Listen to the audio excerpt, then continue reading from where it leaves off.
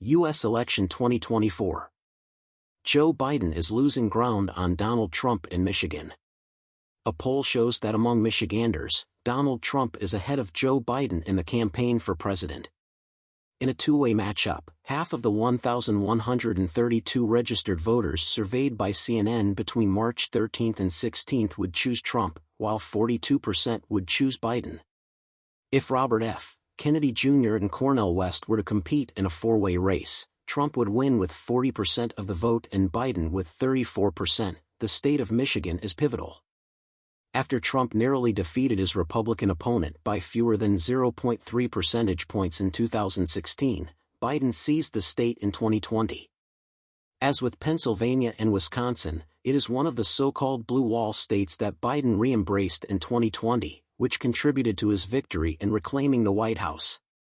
Reportedly, the seat has the potential to turn red again in the upcoming November election. A December Newsweek poll found that the president's net approval rating in the state was 14%. Several Muslim community leaders from swing states, including Michigan, threatened to cut ties with Biden at a December conference in Detroit over his reluctance to demand a truce in Gaza, despite the fact that the state has the nation's greatest concentration of Arab Americans. A CNN poll found that 35% of Michiganders are satisfied with Biden's performance there. Simultaneously, 45% of people believe the nation would benefit from a Republican Senate majority in November. Some 35% predicted a worsening of the country's situation, while 20% predicted no change at all. Overall, Americans are more evenly divided between Biden and Trump. In fact, most polls show a 1-point gap between the two candidates. Positions on. Trump might make a real run at Michigan, according to Thomas Gift, an associate professor of political science at University College London's School of Public Policy, who had already told Newsweek as much. For the past 3 decades, the swing state of Michigan has been an important linchpin in the so-called blue wall that has sent multiple Democrats to the White House. According to what Gift told Newsweek in December, Trump appears to be well-positioned to make a strong push at retaking the Wolverine state, which he narrowly won in 2016.